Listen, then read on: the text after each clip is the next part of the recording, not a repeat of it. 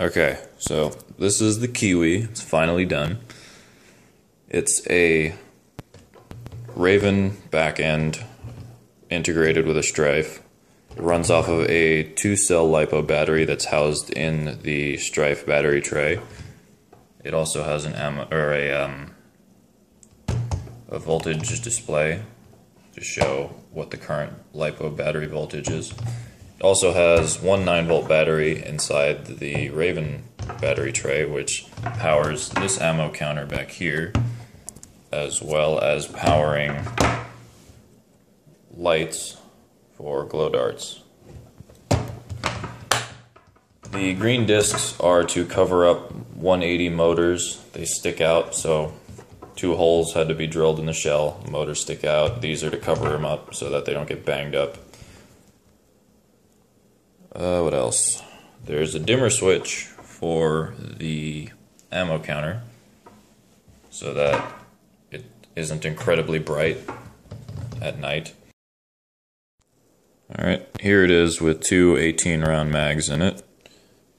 The front one is the only one that's functional.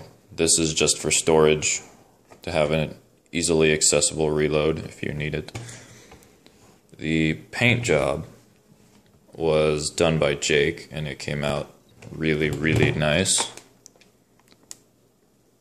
It was a black with a white on top of it with blue sprayed over a mesh to give it that snakeskin sort of pattern.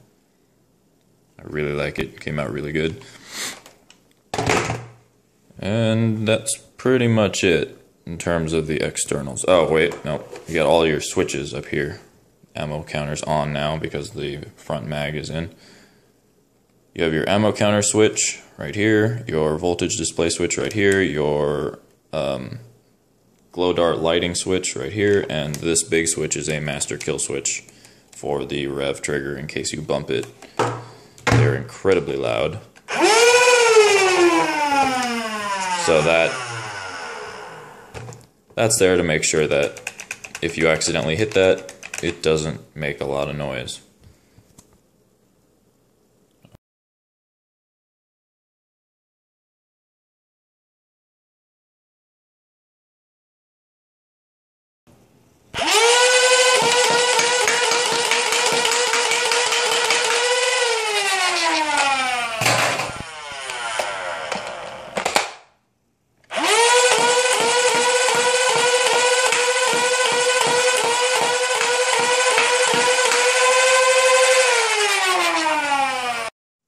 Alright, as far as the actual integration goes, there is this white plastic holding the 2 halves together, the 2 shells, the Stryfe and the Rayven together, which is this stuff right here, Smoothcast 65D.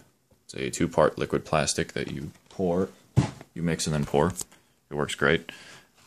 That's what's holding it on the inside. You can see the other shell, the other half here.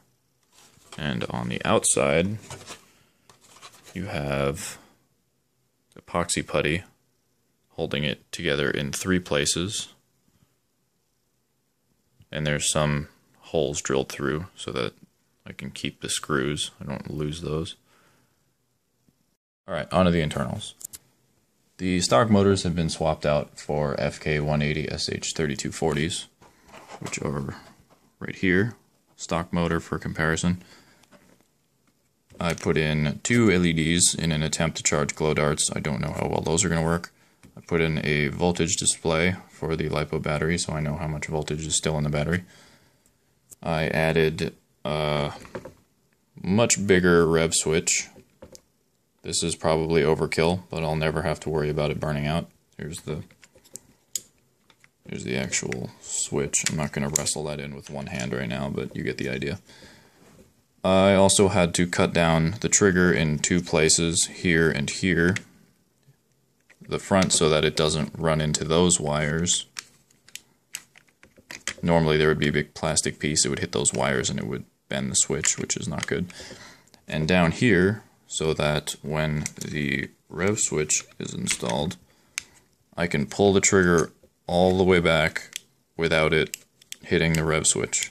Normally it would hit the switch right about there, which is annoying if you're trying to clear jams and you're just trying to mash the trigger to get stuff through the flywheels.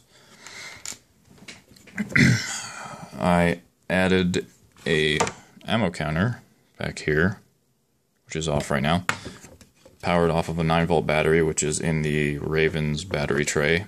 I had to modify that slightly to get that to fit. The ammo counter also runs through a dimmer switch, which is right here. This whole setup is going to be used for HVZ, a lot of which is played at night, so dimmer switch is nice, so you're not being blinded by the numbers on that display. Display also has a kill switch up top, just on and off really, and it also goes through this switch, which is the switch that normally cuts off the power to the flywheels if you don't have a mag in, except now it just keeps it on so that as you fire,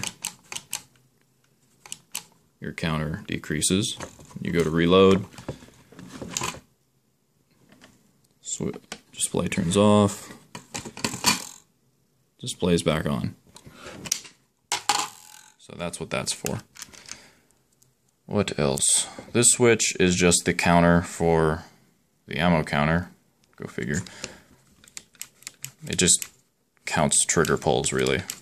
Each time the switch is hit, it takes one off of the ammo counter. That's how that works. The big switch up top is just a kill switch for the flywheels. It goes to the battery. It just cuts power off so that if you accidentally bump the rev trigger, it doesn't rev up while it's on your back or something. What else? I'm probably forgetting something. There's just a huge mess of wires going through the whole thing. The Lipo battery that's powering the flywheels and the voltage display is, oh God, focus, is housed in the original battery tray. Had to do a lot of cutting to get that to fit in there, but it fits, which is nice.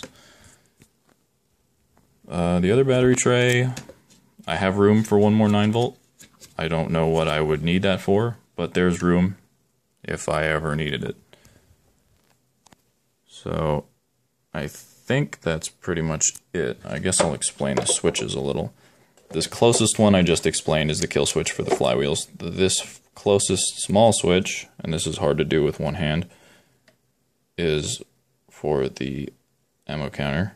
Turn that on and off. The second switch is for the voltage display, to turn that on and off, and the furthest away switch is for the lights.